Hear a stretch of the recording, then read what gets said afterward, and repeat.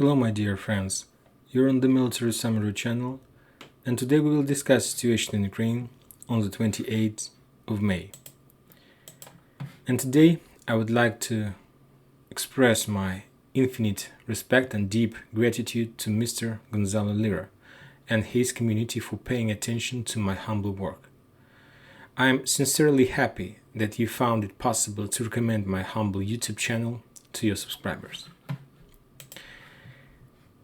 Yesterday, we discussed about the situation near the Liman area, near Izum area, near Severodonetsk agglomeration area. We discussed about the Russians' goals before these weekends and the Russian goals on the next week. And today we will start our discussion from the Gorsko-Zolotoye area, from this territory. We will discuss the Russian plans for this weekend and the Russians' plans for the next upcoming week. So this is the area according to the West sources map. This is the area according to the Russian sources map. There are a few differences in this map, and one of the most important difference is that according to the Russian sources map, the Toshkovka, this area, is under the Russian control, and according to the West sources map, Toshkovka is under Ukrainian control. What does it mean? That means that there are very heavy clashes in this area. That means that this town, Toshkovka, is one of the most important towns in this area. And it's true. Let's update this town according to the information we have. And like a little bit we will wage this information with the Russian sources map. So according to the information we have, this part of town, Toshkovka, is under the Russian control. This one. If you take a look at this map, you're going to see that this is this part. This is the Toshkovka. This is the small border between these two parts of this town. You see this small area. The one important note, the Russians managed to take the most difficult part of this Toshkovka. If you take a look at this area, you can see these trenches, and this is very fortified area, and this fortified area started somewhere here and moved towards these positions. So it's a very big castle, and the Russians managed to take the most difficult part of this castle, this one. According to the information we have, the Ukrainians had control over over the suburbs of Toshkovka in small village or small block with the name Chekhirovo.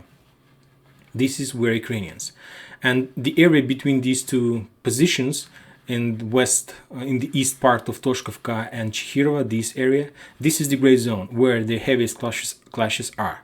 So I understand that the Russians are planning to establish control over Chekhirovo by the end of this week. Maybe we won't be able to do this, and I think that there are low chances that they are able to do this, but I'm sure that by the end of the next week or maybe even earlier they are planning to establish entire control over Chekhirovo. To be more precise, I think that their goal is to establish control over Chekhirovo somewhere by Tuesday.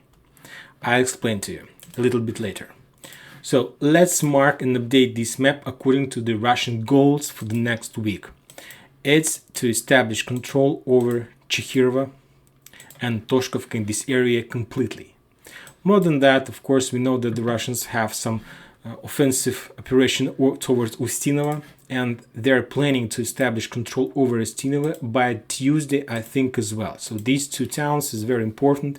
We can say that this is the future fortified Russians' position in this area, and they will be able to protect their flanks and to protect this cauldron from Ukrainians. And these two positions will allow the Russians to cut this road R66. So this is the task they are planning to do, to cut this road. And if as soon as the Russians establish control over Chekhirovo, that means that they will establish control over this road, and the Ukrainians won't be able to communicate with Gorsko-Zolotoye cauldron. They will be able to do this, but it won't be so easy as we can say they have right now. So this is the goal for the next week for the Russians, exactly in the north part of the Gorsko-Zolotoye cauldron. Another important task for the Russians, of course, to establish control over Vrubivka. This is not just over Vrubivka, but we will talk about Nirkovo, Brestovo on another front line. So if we are talking about this front line, the goal for the next week is to establish control over Vrubivka. So this is the Russians' ticks, you see. And if the Russians are able to establish control over Chirova, Toshkovka the next week, Vrubivka by the next week, we can say that entire Gorsk-Zolotoye area encircled and appeared in small cauldron. I'll give you my opinion. I think that the Russians want to do this operation by Tuesday. And after that, they will be able to do the same thing as they did in Liman. If you remember, in Liman area, the Russians has almost the same tactic. Let's take a look at Liman. This is our Liman. If you remember, the Russians attack from Dobryshevo in this area and towards Liman as well, and from this area. So we can say that they used the same tactics of ticks. And after that, they did just a small push, and that small push forced the Ukrainian forces to run away for their lives. More than that, as soon as the Russians understood that the Ukrainians start retreating, and the Russians, of course, they knew where the bridges and pontoon bridges that Ukrainians were planning to use for retreating, they started bombing that area heavily. So now let's move back to our Gorsk-Zolotoye. As soon as the Russians are able to establish control over this area, then they're going to do one small push. Maybe using the Kamyshuvacha area, maybe from Orekhovo towards Girske, maybe towards Zolotoye, right in the heart of Zolotoye. We know that the Russians have their groups everywhere from this side. And this small push, in a situation when entire army is encircled, may force Ukrainian army to start retreating. Now let's talk about retreating from this area. The Ukrainians, they won't be able to use this R66 road because this road will be under the Russian fire control and in physical control. The Ukrainians won't be able to use road that leads from Girske towards Vrubivka and from Vrubivka towards the Lysychansk oil refinery. That means that the Ukrainians will be able to use just one way, this one. They won't be able to use this area between Chekirova and this forest. They won't be able to use the area between Vrubivka and this forest because this area is under total fire control and it's impossible to use this. And the only one tunnel the Ukrainians can use is between these two forests. Let's take a look at this area from this map so we will be able to understand the terrain on this area. This is it. So there is a forest on the one side, on another side, and fields and small local bad quality roads, which the Ukrainians can use, of course, and they will do this. And if the Russians are doing their push, every single Ukrainian will use this tunnel for retreating. And we know what does it mean to collect a lot of forces on the open air, on the open field at the same time. I'll remind you that according to the information I have, there are around 3,000-4,000 of Ukrainians in this area, and that's a lot. They have tanks, they have heavy equipment, they have everything to protect this area. I understand that after Liman, nobody is going to die here, nobody is willing to die here, and as soon as these guys understand that they're encircled, and as soon as they feel some push from the Russians, I think they will start retreating and they will get into this trap between these two forests. Or they need to clear their flanks and clear this area today, this evening. They need to give an order to retreat from this area. But I understand that they don't have such possibility for one reason, because they are rearguard forces. They are rearguard forces for the Lysychansk agglomeration. As soon as these guys, their main job is to hold the Russians here as much as possible, and that will allow the Lysychansk agglomeration forces to retreat towards Seversk and other, towards the big land, we can say like that. Now let's talk about the flower of Popasnaya. This is Popasnaya, this is our flower, and let's discuss the Russians' goals for the next week. Of course, we understand that the Russians are trying to develop their bridgehead in this area, and I think that the main goal for the next week is to cut this road of life from Solidar towards the oil refinery. They want to not just establish fire control, because there are a lot of information from both sides. The Russian sources are saying that they managed to establish not just the fire control, but to establish physical control over this road. The Ukrainians are saying that the Russians didn't establish any control over this road. But there was a video I saw today as Ukrainians were using this road, but there was like a video from the car, like somebody were recording the situation around the car, and entire distance this driver passed. There was dozens of destroyed equipment. This road is under very heavy fire control.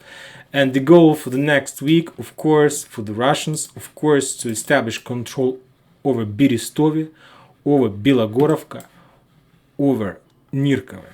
So let's update this map according to the Russian goals for the next week. They will try to do this anyway, because this is very important for many reasons. First of all, it will harm the spirit of the Lysychansk agglomeration group. They will understand that the day when they will be totally encircled is very close, and it can ruin their morale as well.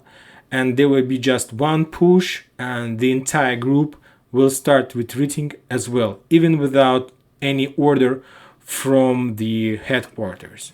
So this is the main goal for the Russians on this side of the flower of Popasnaya area.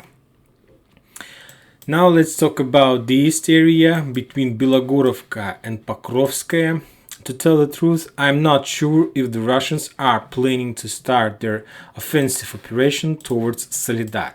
This area is very fortified by the Ukrainians. They know exactly what the Russians are planning, and they know that this is very important area, because this area is the neck of the battle. You see this, there are just two roads that connects the big land with Lysychansk agglomeration. This road, and the Russians has already established the fire control and this railroad. And using this road, the Ukrainians still have possibility to support Lysychansk agglomeration.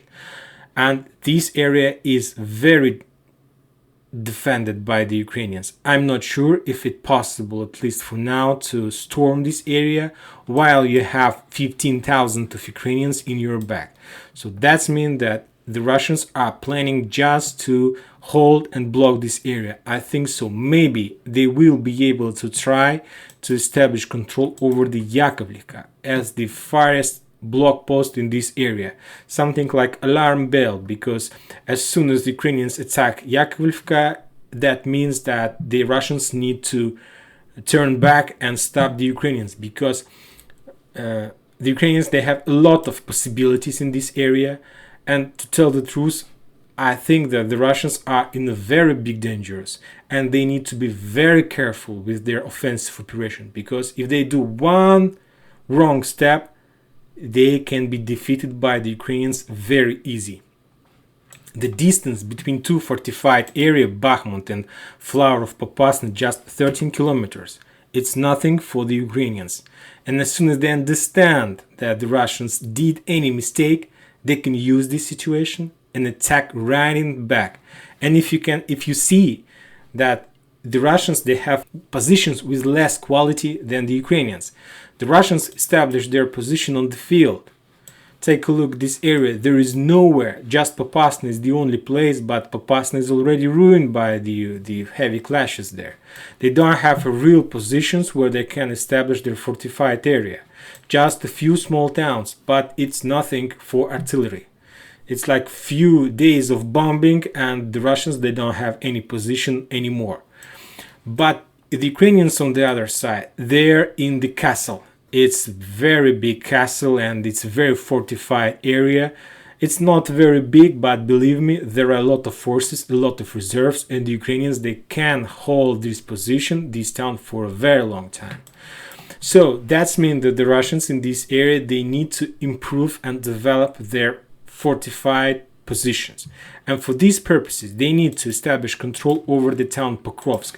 Yes, they will be very close to the Ukrainians, but in other case, they will be forced to establish their position somewhere on the area of Pilipchatsny, and this is very far from Bakhmut, and they need to control this road in this area as well, because from Pokrovsk the Russians will be able to cut this road, and the Ukrainians won't be able to connect with Solidar, like using this road. And maybe in this case the Russians will start their offensive operation towards Solidar if they are able to cut this road that connects Solidar with the Bakhmut. On the south, the same picture. The Russians are planning to develop their positions, taking Klinovo as well. This is the area. So this is like two small. These towns are small. Let's take a look at them on this map just to understand, is there any big buildings or something like this? This is Pokrovsk. No, it's small village, maybe few towns, few buildings here that Russians can use for their at least correct position. And let's take a look at Klinovo. The same situation, just a village, but at least it's something than just field, like empty field. It's something. And the Russians, they need this town just for one purpose, to develop their position and to block Bakhmut from the Lysychansk agglomeration. Let's go to the south. This is our Ugledarskaya power station, Ugledar power station, and it seems to me like a small cauldron. The Ukrainians still have position there. The only one thing that we need to note, that according to the Russian sources map, the town Roty and Vidrozhenie is under the Russian control. These two towns, Vidrozhenie and Roty. So let's update this map according to the current Russian position, according to the Russian sources, just for better understanding. This is it. And if we are talking about the rest area, this area is under the Ukrainian control, and there is some confirmation from the Russian side. They marked town Mironovka by a Ukrainian flag. That means that this Mironovka is under Ukrainians. But it's also a small cauldron, and I don't think that Ukrainians are planning to hold this area for a very long time. I think that they are planning to retreat towards Ugledarskaya power station, or even maybe further towards this area, because we know that the Russians started their offensive operation towards Novoluganskaya, and I think that by the end of the next week or even earlier, they will try to establish control over the Novoluganskaya. More than that, I think that they want to start their offensive operation towards Ugledarskaya power station. They will try to do this from many sides, so they will try to destroy, to take control over this small cauldron. So let's update the Russian plans for the next week as well in this area. So this is the Russians' plan according to the flower of Popasna. So the area on top of it, just to improve their positions and to establish the real control over the road of life. And the south position, just to clear their flanks, to clear their positions, and to block Bakhmut. And that's it about the Popasna area. Also in this video we will cover Avdiivka. This is another strategic important area. I think that by the next week in the beginning of the next week, the Russians are planning to start their offensive operation towards New York. They already established control over the suburbs of New York. Let's take a look at the Russian sources map. This is a very fortified and powerful area. There are lots of trenches here, a lot of bunkers and so on. So the Russians are planning to start their trip from Novoselovka-Troitsk towards the New York. Also, the Russians are planning to establish control over the town Novobakhmutovka. There are still some Ukrainian forces in this town. If we take a look at the Russian sources map, they're saying the same thing, that Novobakhmutovka is controlled by both sides. One part, the east part, by the Russians and the west part by the Ukrainians. This is the same picture. I think that the Russians will try, if they handle with Novobakhmutovka in the beginning of the next week, then they will start their operation towards Novokalinovo. And maybe by the end of the next week, they will be able to establish or control or at least some part of this town. Of course, the Russians are fighting for Krasnogorovka. The one update about this area, important update about this area, is the town of Novosilovka Drugaya. According to the Russian sources map, this area is under the Russians, and there was videos and some improvements about that, so we should update this area according to this information, because there was improvements in video and photo of that fact that this town is under the Russian. So the main idea of the Russians in this area to establish control over this hill. We discussed this hill many times. I don't think that they will be able, and I don't think that they want to take control over this landfill or to put their flag. Not. They want to establish fire control and not to allow any Ukrainian to take this position. More than that, as soon as they're able to do this, they will move to Stepnovo, Berdichi.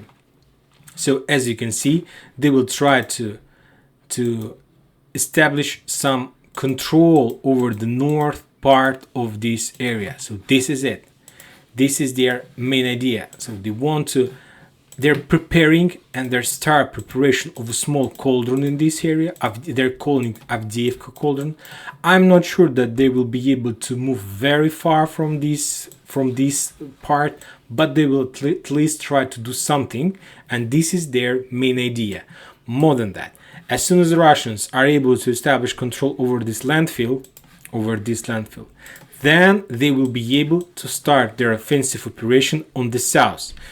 Because of that fact that the Ukrainians can control this area from this part of Avdiivka, but as soon as this part of Avdiivka is under the fire control, the Ukrainians might be a little bit blind. And I know from the Russian sources they had already started their offensive operation in this area, and that they managed to take control over some small suburbs of this Avdiivka industrial area. More than that, some Russian sources are saying that in the area of Spartak, the Russians, not the Russians, but DPR, the Donetsk People Republic, are collecting their forces. And as I understand, they're trying to move towards Opatne, Vodyane. Maybe the next week they will try to establish this control as well. This is the same tactic of ticks, the same ticks you see like from the both sides. We know we have already the north tick, and now the Russians want to establish the south tick. And if they're able to do this, we can say that they managed to establish the Avdiivka cauldron. But this is the operation for the entire next week.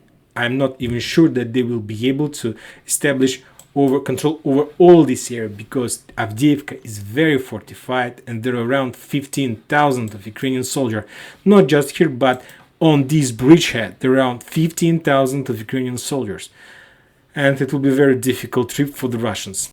And that's it about the goals and plans for the Russians for upcoming week in this area. Tomorrow we will discuss the Russians' plans in the Kurakhova area, in the Gulyai-Polye-Orekhovo area. We will discuss Kherson area, and tomorrow we will try to analyze and understand what is the better way for the Ukrainians, what should Ukrainians do, to, for example, not allow the Russians to encircle Lysychansk agglomeration, what to do in Avdiivka area. So like the most common advices for the Ukrainians, how to survive in this situation. And that's it for today. Thank you for watching, subscribe to my channel, put your likes, and enjoy your weekend. Bye bye.